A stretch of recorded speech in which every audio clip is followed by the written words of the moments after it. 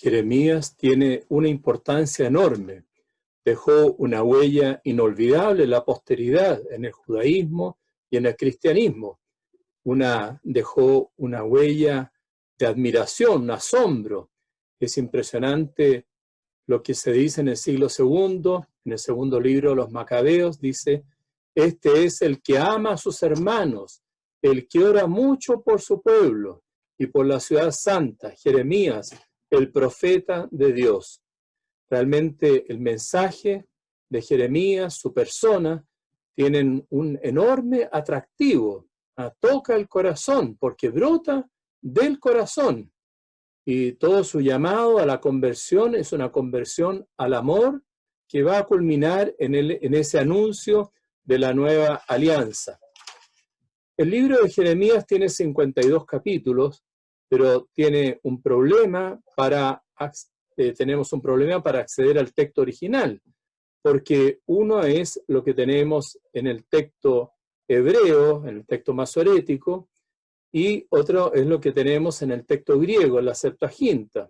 Y resulta que los 70, la Septuaginta, es una octava parte más corta. Y hay textos que están en distinto lugar en el texto griego que en el texto hebreo. Curiosamente, entre los descubrimientos en Qumran que se hicieron después de 1948 en el desierto de Judá, se ven las dos versiones. Es decir, podemos, a la luz de Qumran, decir que en realidad desde el principio prácticamente existían dos ediciones de la obra de Jeremías.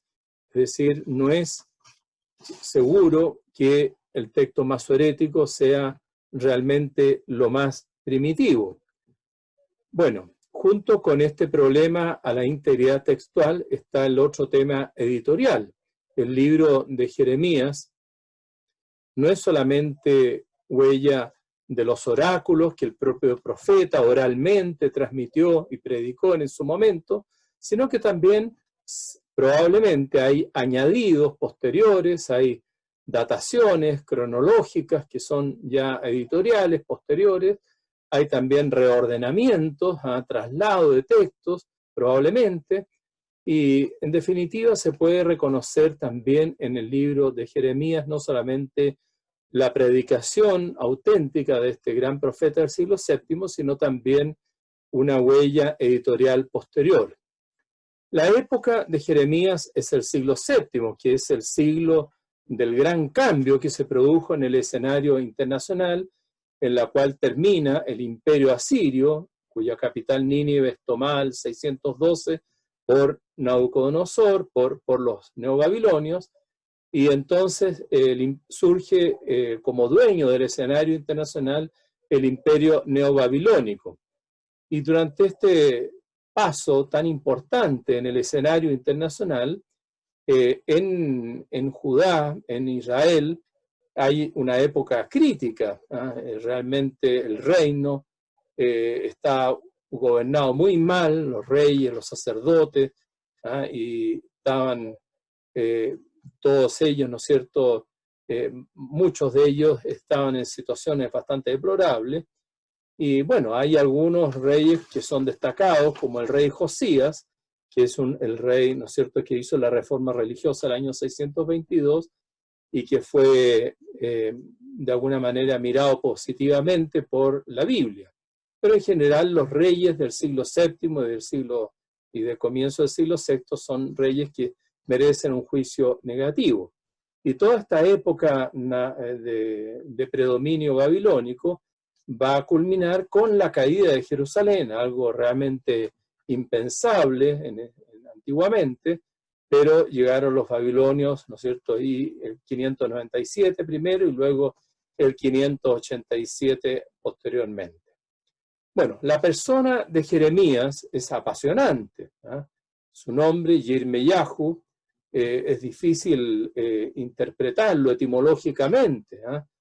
Puede significar Yahvé levanta o Yahvé abre el seno, ¿no es cierto? Es difícil tener certeza sobre el nombre, la etimología de Yirmeyahu, Jeremías. Bueno, Jeremías era de familia sacerdotal, de los Coanim, ¿no es cierto?, de los sacerdotes de Anatot, pero no aparece nunca en el libro ejerciendo el ministerio sacerdotal en el templo de Jerusalén. Él pertenece al mundo campesino, al mundo rural de Anatot, que queda cerquita, a 6 kilómetros de Jerusalén, al noreste de Jerusalén, y es un pueblo, ¿no es cierto?, de la tribu de Benjamín, ¿no es cierto?, que tiene cierta conexión con el reino del norte, con los israelitas del norte, y esto va a influir la teología de Jeremías, ¿no es cierto?, las tradiciones teológicas del reino del norte. El papá de Jeremías, Hilquías, puede inducirnos a error porque cuando se narra en la Sagrada Escritura, en el segundo libro Reyes, en capítulo 22, el hallazgo, el rollo de la ley en el templo y ese núcleo del Deuteronomio que va a ser la base para la reforma religiosa de Josías, ahí aparece un Hilquías, pero ciertamente no es el papá de Jeremías. Bueno, Jeremías siempre se mantuvo vinculado al campo, aun cuando viviera en Jerusalén, pero siempre estuvo pendiente del campo, se preocupaba de la sequía, de la viña, y rescató un campo de un tío suyo en Abatot. Entonces, de alguna manera es un hombre que conserva esas raíces rurales.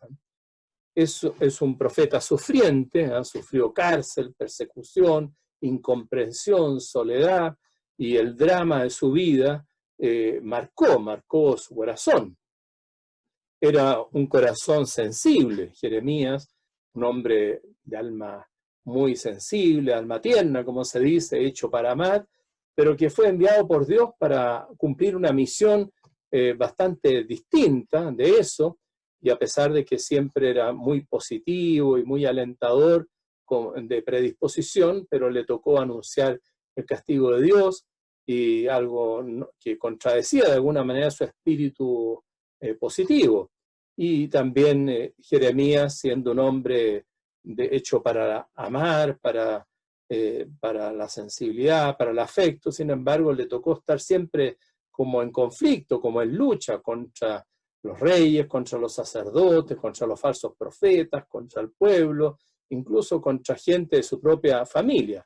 Pero ese mismo sufrimiento, esa misma soledad, lo fue abriendo cada vez más a una vinculación con Dios cada vez más profunda y una consagración plena a Dios. Bueno, en el ministerio de Jeremías podemos reconocer 4 etapas según el rey, ¿no es cierto?, de turno, el rey que gobierna. Jeremías fue llamado el año 627 a.C., el año 13 de Josías. Entonces lo primero es el periodo bajo Josías, bajo el reinado de Josías, que esto está narrado, el reinado de Josías, en el segundo libro de los Reyes, en el capítulo 22 y siguiente. Y bueno, en este tiempo inicial, en la primera predicación, el primer ministerio de Jeremías, que lo tenemos en los capítulos 2 al 6 de su libro, y también en capítulos 30 a 31, hay una gran conexión con las tradiciones del norte. Hay algunos, incluso exégetas, que sostienen que en su primer tiempo, de hecho, fue a ser profeta en el reino del norte, pero eso no está demostrado.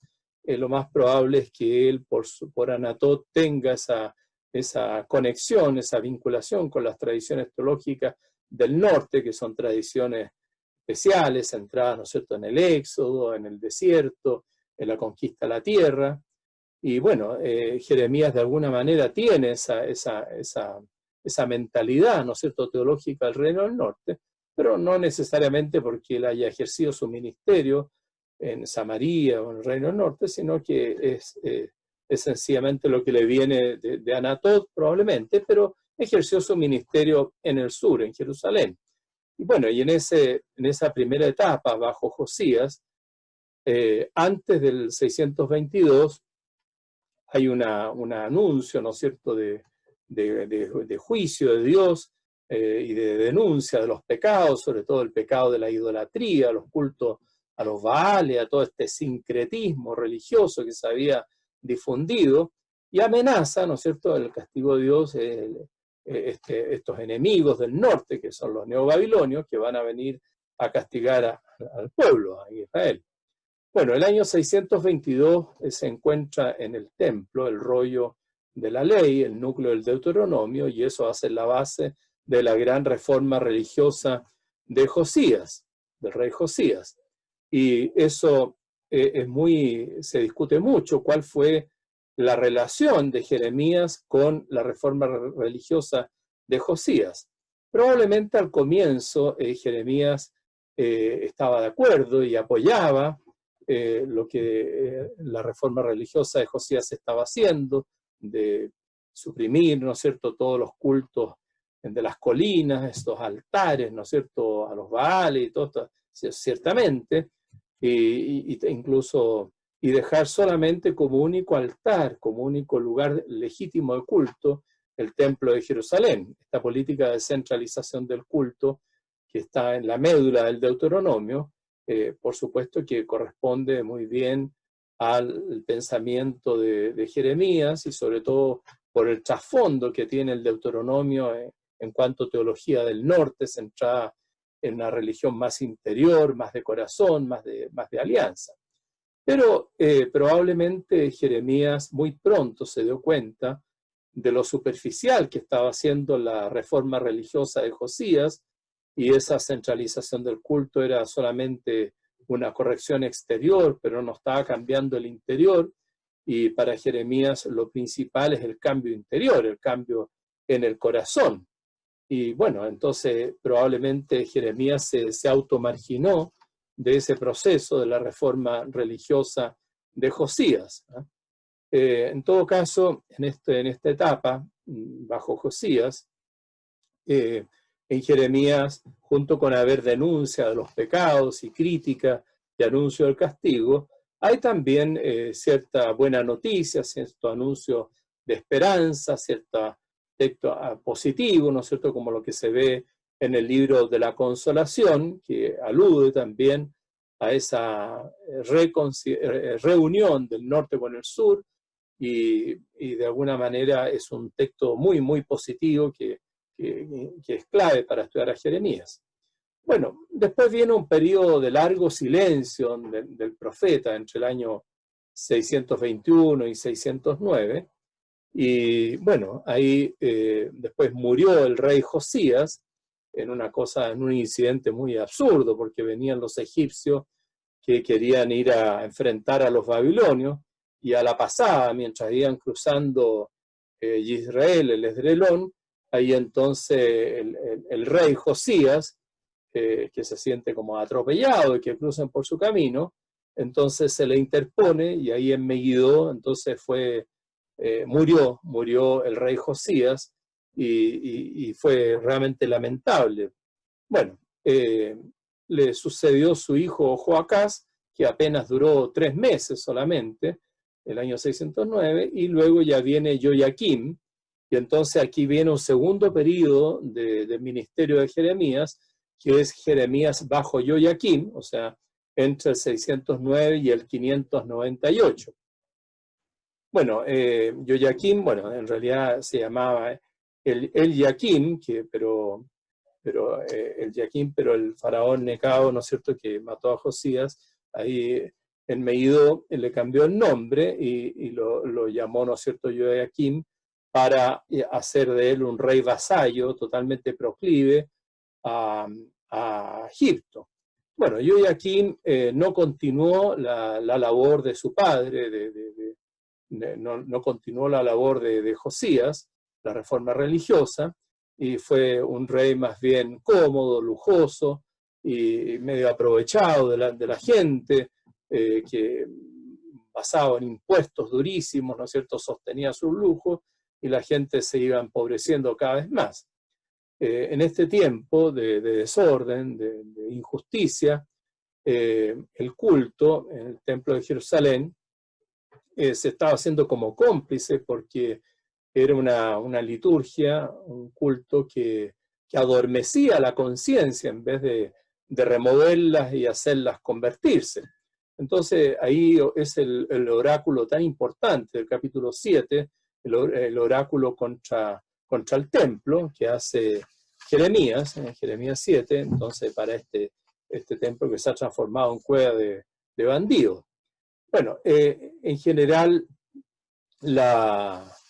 en este tiempo se va a producir el giro en el escenario internacional y entonces, después de haber sido derrotados los egipcios en Carquemich y ya imponerse en todo el escenario internacional el dominio neobabilónico, entonces hay muchos que van en Jerusalén a pretender reaccionar contra los babilonios, unos aliándose con Egipto, otros sencillamente pensando en que los babilonios hay que resistirlos, en fin, y que Dios los va a proteger para darles la victoria.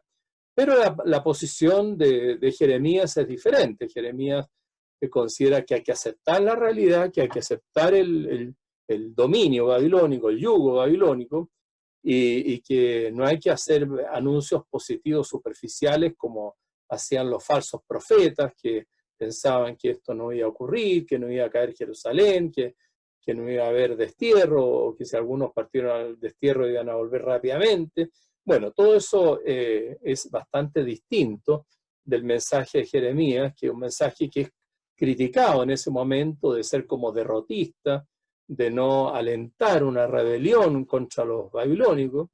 Y bueno, entonces empieza a sufrir, bajo Joaquim empiezan los padecimientos de Jeremías, y es arrestado, y entonces sus sufrimientos se traducen en esos textos tan profundos, que son las confesiones de Jeremías, que tenemos los capítulos 11, 15, 18 y 20, y en esos textos, claro, ahí su corazón, en un diálogo muy íntimo y muy sincero, se abre a Dios y se queja delante de Dios por todo el sufrimiento que está padeciendo, y viene como una queja de cómo Dios permite eso, y que él también viene ciertas oscuridades, ciertas crisis, incluso vocacionales, el profeta que dice, ya no volveré a hablar más en su nombre, en fin.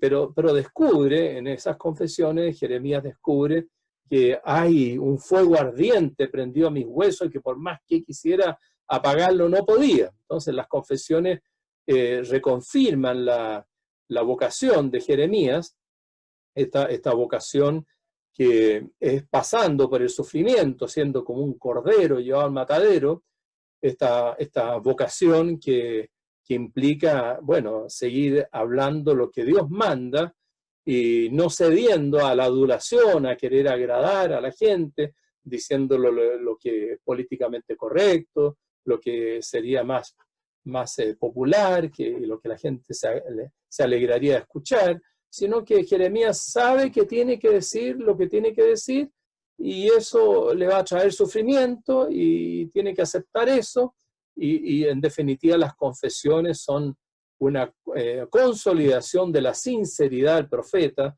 de su autenticidad y su disposición al sufrimiento, y saber que Dios va a estar siempre acompañándolo en ese sufrimiento. Bueno, en este tiempo bajo Joaquim, entonces Jeremías sufre, y están también su pasión, están las confesiones, y ahí también viene la rebelión de Joaquim contra Nabucodonosor, porque los impuestos que tenía que pagar como rey vasallo, él se niega a pagarlos, interrumpe los pagos, y entonces, bueno, se hace presente Nabucodonosor con toda su fuerza, y el año entonces 597 ya ocurre la caída de Jerusalén, y entonces ahí queda, ¿no es cierto?, es lo peor. Bueno, entonces una vez que cae, ¿no es cierto?, Jerusalén en el 597 y parten los primeros deportados, Nabucodonosor cambia al rey de Judá y pone a otro hijo de Josías, ¿no es cierto?, a un Matanías, que le cambió el nombre por Sedecías, como un rey vasallo de los babilonios. Y Sedecías en general se mantuvo durante todo su reinado de 597 a 587, se mantuvo leal a los babilonios, en general, pero después su lealtad hacia los caldeos, hacia los babilonios, se debilitó y por la presión, porque los notables, los líderes, la nobleza, los reyes, los sacerdotes, los jueces de Jerusalén eran todos partidarios de una rebelión contra Nabucodonosor y que buscara, no sé, que se sumara una alianza con Egipto para rebelarse con más fuerza contra Nabucodonosor, contra los babilonios. Y bueno, todo eso contradice lo que enseña Jeremías. Jeremías tiene un enfrentamiento ahí con el profeta Hananías, en el capítulo 28. Hananías decía que Dios iba a quebrar el yugo babilónico, y Jeremías dice todo lo contrario, que hay que aceptar el yugo babilónico, que hay que aceptar el sufrimiento, y que, bueno, y que viene el destierro, y que el destierro va a ser largo. Entonces está también la carta a los deportados, a estos que habían partido en el primer grupo, el 597, y entonces ahí en esa carta los anima, dígame ustedes, ahí, allá cásense, allá construyan casas, planten viñas, ¿eh? O sea, esto es para largo, no piensen así que hay que estar poco menos que con las maletas listas para partir rápidamente regreso porque esto es breve. No, el exilio en Babilonia no va a ser breve. Bueno, pero se decía, finalmente se va a rebelar contra los babilonios, y entonces va a llegar la fecha clave, 587, otros dicen que fue el 19 de julio del 586, en que vino ya la caída más dramática de Jerusalén. Fue destruido, fue incendiado el templo, desapareció el Arca de la Alianza, ahí al rey, ¿no es cierto?, le matan a sus hijos delante suyo, en fin. Entonces, bueno, es drástica la reacción babilónica, y se parte al exilio, donde van a estar allá en Babilonia prácticamente 50 años, hasta que aparezcan los persas, Ciro, el fundador del imperio persa, que venza a los babilonios.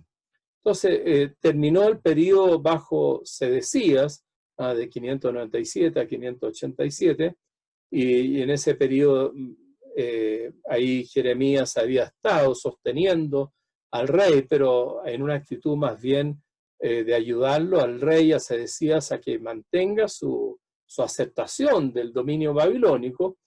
Y bueno, y ese mensaje de Jeremías entremezclado también con anuncios positivos, o sea, de que Jeremías también anuncia que en el futuro va a haber, hay esperanza, que va a venir una nueva alianza, como ese texto tan famoso de 31-31, pero hay que aceptar primero el dominio babilónico, y bueno, eso fue lo que Sedecías no aceptó, y por eso llegan los babilonios y arrasaron todo. Bueno, cuando termina el reinado de Sedecías, entonces los babilonios ponen como gobernador a Godolías, pero a los pocos meses, a los 3 meses, Godolías fue asesinado, y muchos judíos aterrados por las represalias, entonces huyeron a Egipto, y entonces ahí Jeremías es llevado a Egipto ya mayor, y probablemente murió allá. Bueno, en el libro de Jeremías y en la vida de Jeremías son muy importantes los gestos simbólicos, las visiones, las metáforas. Bueno, otros profetas también, ¿no es cierto? Ya Isaías, ¿no es cierto? Habían gestos simbólicos, y mucho más los habrá después de Jeremías, va a haber con Ezequiel, que es mucho más fuerte. Pero Jeremías ya en su vocación, ahí Dios le muestra un almendro, ¿no es cierto?, un chaked, y el verbo chakad significa estar despierto, estar vigilante. Entonces Dios le hace en la vocación ver un almendro para que vea que Dios es así, Dios es un Dios despierto, vigilante, para cumplir su palabra. Ahí en pleno invierno todos los demás árboles estaban como durmiendo, pero el almendro estaba despierto. Entonces el chaked es un símbolo de Dios. También ahí en su vocación Dios le muestra una olla hirviendo que se da vuelta, que quema todo, y bueno, esa olla hirviendo representa el castigo, la invasión babilónica que se va a venir encima de Jerusalén, y que simbolizaban esta olla hirviendo. Bueno, hay también otros símbolos, visiones importantes. Es famoso, ¿no es cierto?, lo que vemos en el capítulo 18, en relación al alfarero, y entonces como en Jeremías, en el taller del alfarero, viendo a este hombre que está trabajando la greda, y que de repente algo de la masa se le cae, bueno, él no se hace problema, la recoge y la modela de nuevo, y bueno, entonces así es el pueblo, en las manos de Dios, como el barro en manos del alfarero, y Dios entonces es el que hace la realidad, el que hace al pueblo, el que hace a cada uno de nosotros. Y eso es lo que está ocurriendo. Entonces hay que entender la historia como la acción, como el modelado de Dios, como Dios está como alfarero, formando a cada uno, formando a su pueblo.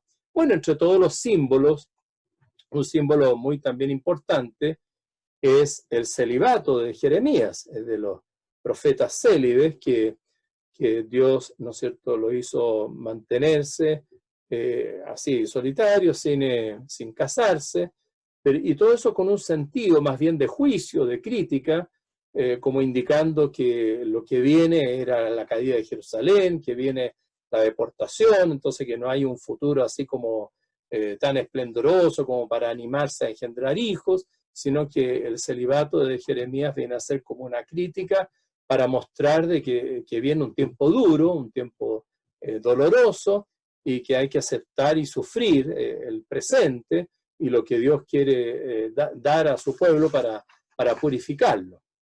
Bueno, ahora si uno quisiera sistematizar la teología de Jeremías, la teología de Jeremías, en primer lugar hay que reconocer que hay una influencia muy fuerte de la teología del norte, que como decíamos es una teología que está muy marcada por las tradiciones del éxodo, del desierto, de la conquista de la tierra, y el desierto de la alianza, y estas tradiciones que hay en los teólogos del norte, en los círculos proféticos, ¿no es cierto?, en Elías, Eliseo, Amós y Oseas, y en el Deuteronomio, estas tradiciones de alguna manera están presentes y muy vivas en Jeremías, y esta concepción también de Oseas, de una alianza afectiva, como en el matrimonio de Oseas, donde el tema del corazón es muy importante, y también este tema de una interiorización de la ley, ¿no es cierto?, esta circuncisión del corazón y esta religión más interior que no debe quedarse solamente en lo exterior como pretendía la reforma religiosa de Josías. Después hay un tema muy fuerte, ¿no es cierto?, el tema de la vocación. Jeremías se sabe elegido, sabe que su existencia está determinada por Dios, y desde el principio, ya desde el seno de su madre, desde el betén, ¿no es cierto?, el vientre materno, ahí ocurre como una liturgia de consagración de profeta, ¿no es cierto? Entonces Dios lo constituye un Naví Goyim, ¿no es cierto?, un profeta de las naciones, y Dios, ¿no es cierto?, purifica sus labios, ¿no es cierto? Y mira que he puesto mis palabras en tu boca. Entonces el profeta tiene que cumplir una misión.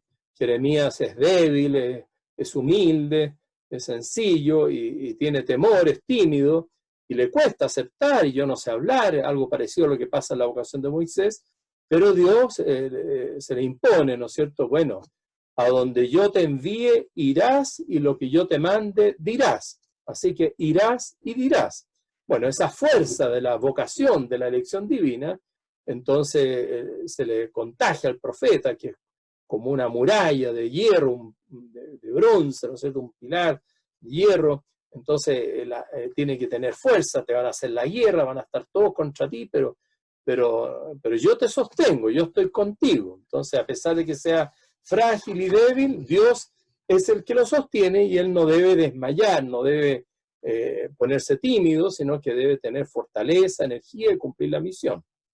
Bueno, también otro punto fundamental en Jeremías es la teología de la alianza. Lo central en Jeremías es la alianza, la berit.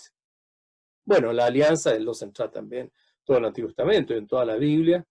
Ese vínculo, una alianza es un vínculo, es como un matrimonio, un desposorio con Dios.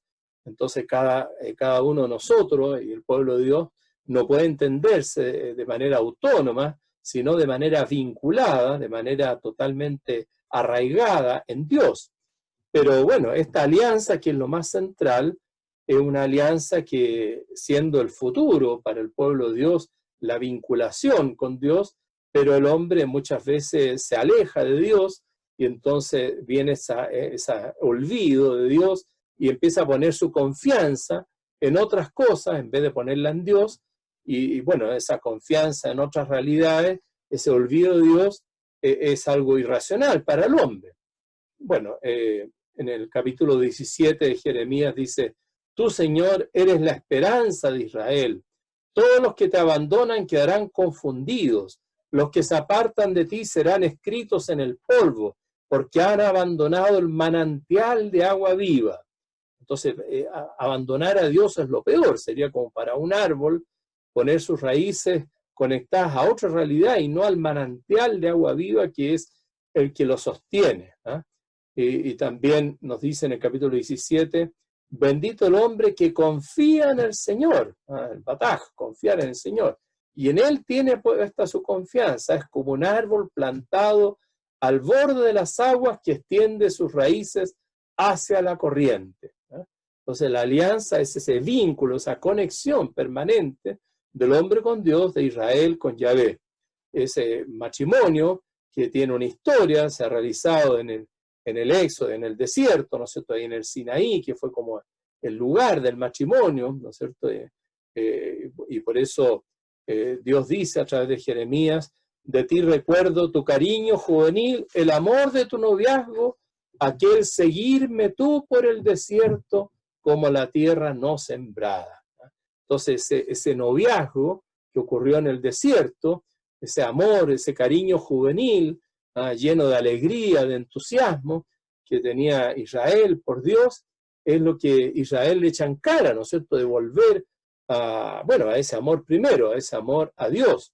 Y bueno, esa lealtad es conocer el Yadá, no solamente conocerlo intelectualmente a Dios, sino que es un conocimiento vital, una intimidad estrecha. Entonces se trata de algo que afecta al corazón, al lev, y es una circuncisión del corazón. Bueno, aquí otro punto importante dentro de la teología de Jeremías es el templo y el culto. A ver cómo ve Jeremías. Jeremías es de familia sacerdotal, de Anatot, y él valora el culto, valora el santuario, como dice en el capítulo 17, trono de gloria, exaltado desde el comienzo, es el lugar de nuestro santuario. Entonces el santuario es un lugar de gloria. Y ahí mismo en ese capítulo 17 dice: se traerán holocaustos y sacrificios, oblaciones e incienso, y se traerá el sacrificio de alabanza a la casa del Señor. Entonces se valoran los holocaustos, los sacrificios, se valora, por ejemplo, el sabbat, el sábado, en ese mismo capítulo 17, así habla el Señor: cuídense bien por su propia vida de llevar una carga en día sábado y de introducirla por las puertas de Jerusalén. No saquen ninguna carga de sus casas en día sábado, ni hagan ningún trabajo. Santifiquen el día sábado como yo les ordené a sus padres. Entonces hay que tener primero conciencia de que Jeremías es partidario del culto, de la liturgia, del templo, pero al mismo tiempo es muy exigente para mostrar que el culto tiene que ser culto no solamente exterior, de formalidades, de rúbricas, de gestos y de cosas externas, sino que tiene que ser un compromiso del corazón, una entrega de alma, un sincero culto. Y por eso es que critica el culto hipócrita, como ya lo han hecho otros profetas, como Amós, como Isaías, y entonces Jeremías está en contra del culto que en ese momento se estaba haciendo, que era un culto que adormece las conciencias en vez de remecerlas y llevarlas a la conversión. Bueno, Jeremías entonces pronunció en el capítulo 7 ese famoso oráculo contra el templo, y por eso en esa exigencia de un culto interior verdadero es que no persistió como protagonista estrecho de la reforma religiosa de Josías, cuya centralización del culto se había quedado solamente en algo meramente exterior. Bueno, y aquí vemos entonces un tema fundamental en Jeremías, que es el tema del corazón, el lev. Jeremías es el profeta que más usa el concepto lev, el concepto corazón, 58 veces aparece, ¿no es cierto? Toda la teología de Jeremías apela, toca el corazón, apunta al corazón y brota de su propio lev, de su propio corazón, de su intimidad. Bueno, el corazón, el lev, para un hebreo, es lo más íntimo, lo más interno. Ahí está la raíz de todo, ahí están los sentimientos, pero no solamente los sentimientos, también están los pensamientos, la parte racional también vienen del corazón. Pero el corazón humano es misterioso, misterioso, muy enigmático. Y dice en el capítulo 17, nada más tortuoso que el corazón humano, y no tiene arreglo. ¿Quién puede penetrarlo? Entonces, claro, los médicos pueden arreglar muchas cosas, pero realmente arreglar lo más íntimo del hombre, donde están sus sentimientos y pensamientos, ¿quién puede arreglarlo? Bueno, Dios sí conoce, primero conoce a fondo a todos los recovecos del corazón humano, cada uno de sus rincones. Dice en el capítulo 17, yo, el Señor, sondeo el corazón, examino las entrañas, para dar a cada uno según su conducta, según el fruto de sus acciones. Bueno, el corazón humano muchas veces pretende autonomía, ser totalmente independiente y no estar gobernado, no estar regido por autoridades, por normas externas, por leyes. Entonces quiere hacer lo que quiere, ¿no es cierto? Y bueno, esa pretensión de autonomía es una contradicción con la alianza, que somos personas vinculadas, que estamos ligados y religados. La religión es eso, una religación con Dios. Entonces no podemos pretender como autonomía, ¿sabes? Sería como un esposo que se independizara de su esposa. No corresponde. Bueno, está vinculado. Y nosotros estamos llamados a tener con Dios una adhesión de corazón, de sentimientos, de pensamientos. Entonces Jeremías insiste en esta religión interior, y esto es la circuncisión del corazón, o sea, purificar los pensamientos, purificar los sentimientos, lo más íntimo. Bueno, aquí viene otro tema fundamental en Jeremías, el tema del pecado. Todos los profetas son grandes teólogos que nos ayudan a reflexionar sobre el pecado. El sustantivo hatat aparece 13 veces en Jeremías, y para Jeremías el pecado es alejarse de Dios, abandonar a Dios, olvidarse de Dios. Como dice en el capítulo 18, mi pueblo se ha olvidado de mí. Y claro, el hombre deja a Dios, se olvida de Dios, para adherirse a otra realidad que lo transforma en su soporte, en su seguridad, y esa otra realidad es como transformada en Dios, eso es un ídolo. Entonces los baales, la idolatría, es en el fondo quitar a Dios de su trono para poner otra cosa, ¿no es cierto? El que relativiza lo absoluto termina absolutizando lo relativo. Y por eso el hombre que deja a Dios siempre termina absolutizando algo distinto de Dios y muy inferior a Dios como criatura. Bueno, para Jeremías el pecado es una fornicación, porque es una traición a ese desposorio, porque la alianza es un matrimonio, y entonces todo pecado es adulterio, es romper ese vínculo, esa unión íntima con Dios, y siempre en toda alma en pecado, ¿no es cierto? De alguna manera hay como una prostituta, hay que un amor traicionado, ¿no es cierto? Vendido o desvinculado. Bueno, Dios ha hecho de cada uno de nosotros personas vinculadas a Él, pero el hombre ha querido muchas veces poner otras realidades en el lugar de Dios, y todo eso, y con eso plasmar el mundo, y surge así una especie de geografía idolátrica, y entonces se piensa a llenar todas las colinas de altares a los Baales, a los ídolos, y le dicen al madero, tú eres mi padre, y a la roca, ¿no es cierto? En fin, entonces surge esto tan absurdo del hombre, que es la idolatría, que es en el fondo absolutizar algo que es limitado, algo relativo, algo que es una obra humana, y que es incapaz de salvar al hombre, incapaz de darle vida eterna. Entonces el pecado siempre es destronar a Dios y entronizar una criatura. Bueno, y en Jeremías, el pecado supone una responsabilidad personal. Jeremías insiste en esto, como también lo va a hacer Ezequiel después de Jeremías. Bueno, después viene el tema del castigo. Dios no queda indiferente frente a esto.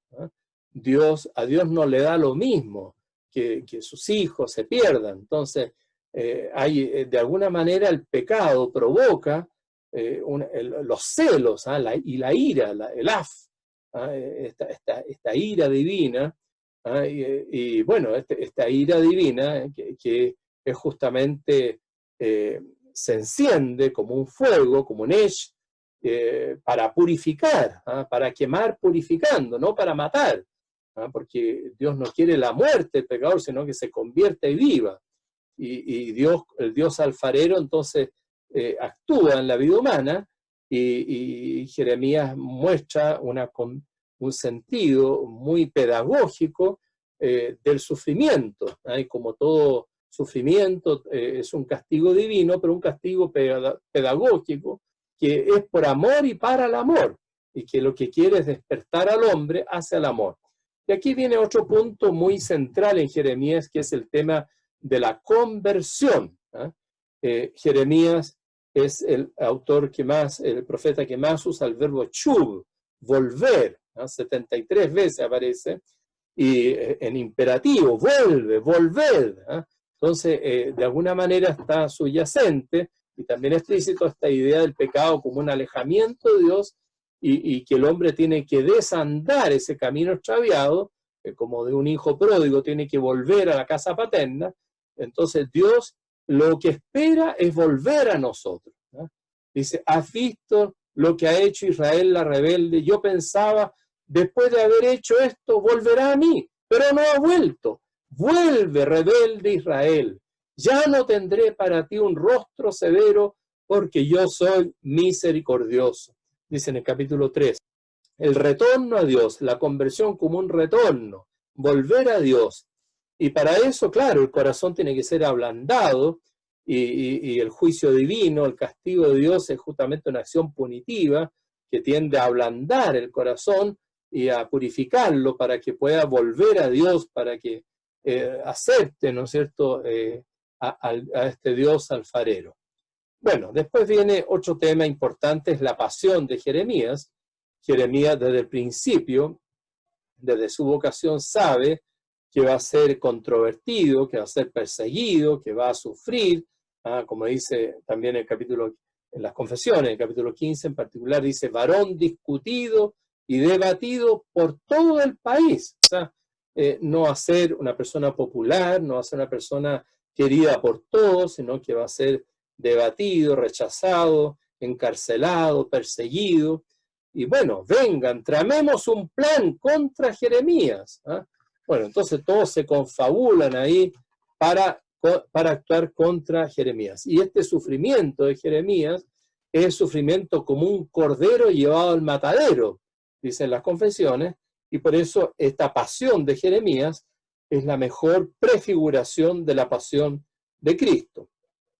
Bueno, dentro de esta concepción de Jeremías, de este anuncio de alguna manera de una necesaria conversión, de un volver al amor, están sus anuncios positivos, anuncios de esperanza en el libro de la consolación, capítulos 30, 31, anuncio también de una nueva alianza, como dice en el capítulo 31, ¿no es cierto?, que Dios va a hacer una nueva alianza, ¿no es cierto?, dice, he aquí, dice en el 31:31, he aquí que vienen días, oráculo del Señor, en que yo pactaré con la casa de Israel y con la casa de Judá una nueva alianza. Berit Hadashah. Este texto de Jeremías 31:31 va a ser el texto más citado de Jeremías en el Nuevo Testamento, y especialmente en la carta a los Hebreos y en la última cena narrada por Lucas. Entonces, la Berit Hadashah, la nueva alianza. Dios anuncia una nueva alianza que viene a ser más profunda porque compromete el corazón, y en este contexto de nueva alianza está el anuncio también del Mesías, que tenemos ahí en este importante texto mesiánico de Jeremías 23:5. Entonces ahí Dios dice, bueno, llegarán los días, oráculo del Señor, en que suscitaré para David un germen justo. Él reinará como rey y será prudente, practicará la justicia y el derecho en el país. En sus días Judá estará a salvo, Israel habitará seguro, y se le llamará con este nombre, el Señor nuestra justicia. Bueno, entonces ahí se anuncia al Mesías como un germen justo, un semaj sadig. Un semaj es un vástago, un brote. Este germen, este brote que surge en un árbol, pero es un semaj sadik, justo, que tiene dikaios, que tiene esta justicia, que es totalmente distinto a los reyes de la época, y que puede por eso hacer predominar la shalom, la paz, la bendición de Dios en todo el pueblo. Entonces Jeremías es también un profeta mesiánico, y bueno, Jeremías por eso dejó una huella inolvidable y marca también el Nuevo Testamento y toda la tradición posterior.